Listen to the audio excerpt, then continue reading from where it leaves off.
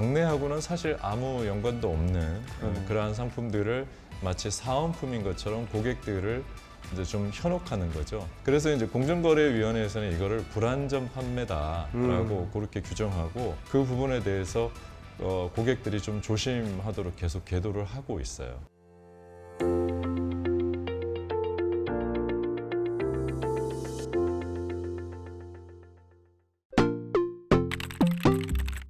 그 다음에 이제 여러 가지 지금 상조에 대한 문제점들이 지금 좀 불거져 나오고 있습니다. 뭐 리베이트라든지 뒷돈이라든지 부실 경영이라든지 이전에도 많이 이제 뭐 신문 기사나 이런 데에서 접해볼 수 있었던 내용인데 그런 내용들 좀 자세하게 들려주시면 좋을 것 같아요. 리베이트 같은 경우는 이제 주로 거래하는 용품들, 그 다음에 서비스들에 이제 다 붙어 있는데요. 예를 들면 이제 관이나 수의나 이런 물품들을 장례 지도사가 업체로부터 사오잖아요. 그러면 거기에는 일정 부분 장례 지도사하고 의전 업체에게 주는 리베이트가 있어요. 네.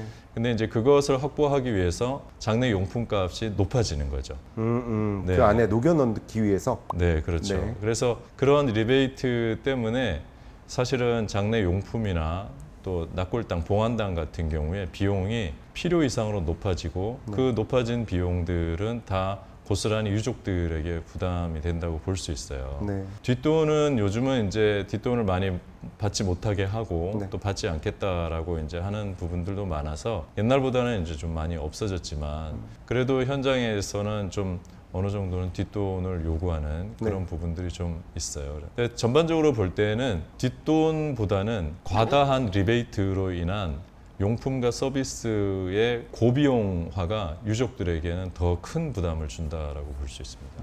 우리나라가 이제 장례 문화라는 게 오시는 분들, 그러니까 접객이 지금 굉장히 이제 큰 비중을 차지하고 있지 않습니까? 예, 그럼 상조에서도 접객 중심의 비즈니스 모델이 될 수밖에는 없는 구조군요, 현재까지는. 네, 근데 접객 부분은 이제 상조 회사보다는 장례식장의 비즈니스가 되는 부분이에요. 그런가요? 네네, 사람들이 이제 많이 와서 네. 음식을 많이 먹어줘야 네. 그것이 이제 장례식장에는 이익이 되기 때문에 그러면 상조 회사가 어디든 음식은 다르지 않죠. 음식은 다루지 않고 음식은 네. 그러면 그 병원 혹은 장례식장에서 네네. 제공을 하는 것이고 그러면 네. 상조 회사에서는 서브를 하는 거군요. 네, 상조회사에서는 접객관리사라는 분들을 네네. 내보내서 그 접객실에서 조문객들이 오시면 음식을 제공하도록 이제 네. 하는 거고요. 거기에는 뭐 인건비 정도. 네, 그렇군요. 들어가요. 그럼 카운팅을 하는 거에서 실질적으로 미스가 발생하거나 그래도 상조 회사에 더 돌아가는 건 없겠네요. 네네.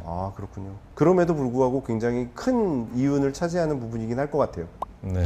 그렇군요. 대기업 같은 경우에 이제 상조업 쪽에 이제 진출을 한다, 뭐 이런 얘기들이 굉장히 많이 돌았었지 않습니까? 네. 이게 그런 진출설, 상조업 진출설이 끊임없이 나오는 이유가 어디에 있을까요? 네, 실제로 지금 뭐 우리가 알고 있는 큰 어떤 메이저 상조 같은 경우는 몇 년 전에 사모펀드에 팔려서 네. 그것이 이제 그렇게 진행이 됐는데 상조는 캐시카우라고 이제 불려요. 네. 왜 그러냐면 장례 지도사들하고 의전업체가 나가서 아까 말씀드린 것처럼 아주 굉장히 높은 그 리베이트를 그 용품과 서비스에 녹여 넣어서 거기에서 아주 높은 이득을 거두기 때문에 또 그게 현금으로 다 결제가 되거든요. 그렇죠. 그래서 대기업 입장에서는 막대한 현금이 네. 장례 지도사들과 의전업체 영업을 통해서 네. 들어오는 거기 때문에 탐낼만 한 부분이죠. 궁금했던 부분이 아까 이제 후불식, 선불식은 차이가 별로 없다. 그런데 네. 병원에서 하는 것과 상조에서 하는 것과 비용에서의 차이가 있을까요? 별로 없습니다. 별로 없어요. 그것도. 네. 그러면 어떻게 하더라도 소비자 입장에선 비슷비슷한 거고 네. 그러면 업계 입장에서 볼 때 플레이어가 누가 더 먹느냐의 게임만 남는 거겠네요. 커튼 뒤에서. 네네. 그래서 장례식장이 상조 업체하고도 굉장히 경쟁을 좀 많이 하고 있어요.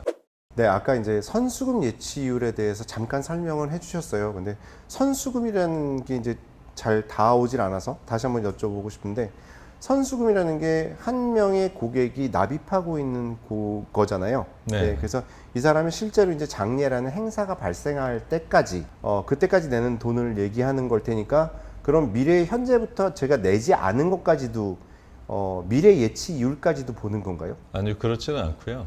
고객들이 현재까지 납입한 금액을 선수금이라고 하고 보통 예치율은 50%로 정하고 있어요.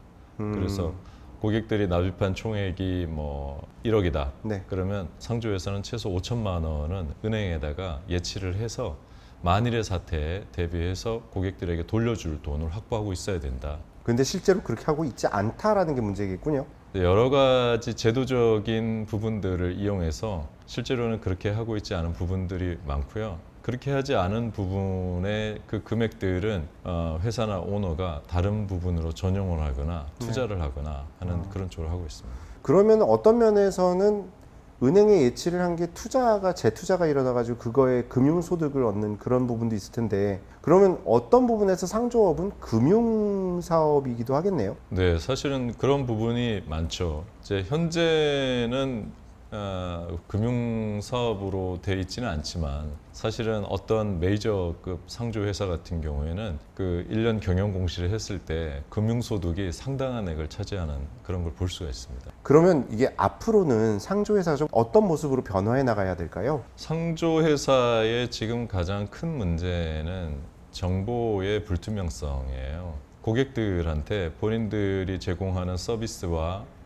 용품들의 가격이 얼마인지 정확하게 고시가 안 된다는 거죠. 그래서 그런 정보의 불투명성을 가지고 현장에서 장내 지도사들이 굉장히 높은 마진을 요구하게 되고 그것이 이제 유족들한테 큰 부담이 되기 때문에 용품이나 서비스에 대해서 명확하게 고시가 돼야 되고 그 고시된 대로 정확하게 현장에서는 이제 서비스를 하는 게 제일 중요하고. 용품의 매입 단가를 공개했으면 좋겠다. 그렇죠. 공개하게 될 것이다. 이런 말씀이시죠? 네네. 네. 아마 상조 시장이 건강하게 되려면 그 부분을 진행하지 않을 수 없을 겁니다. 네. 그리고 이제 지금까지는 사실 장내 문화라는 부분이 거의 도외시되고 있었어요. 그러니까 장내가 유족이 아니라 상조 회사 중심으로 이끌어지다 보니까 장내가 비즈니스 구조로만 짜여져 있었거든요. 근데 상조 회사들은 아무래도 이제 고객들의 그 슬픔과 또 아픔을 공감하고 비즈니스로만 진행되던 상조 서비스에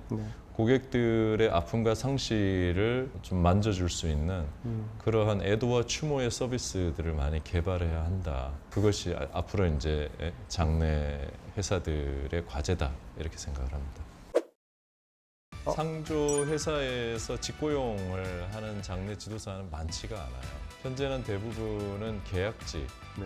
특수고용의 형태로. 그럼 프리랜서나 자영업자 그렇죠, 이런 그렇죠. 형태가 되는 건가요? 네, 그게 정확한 표현일 것 같습니다.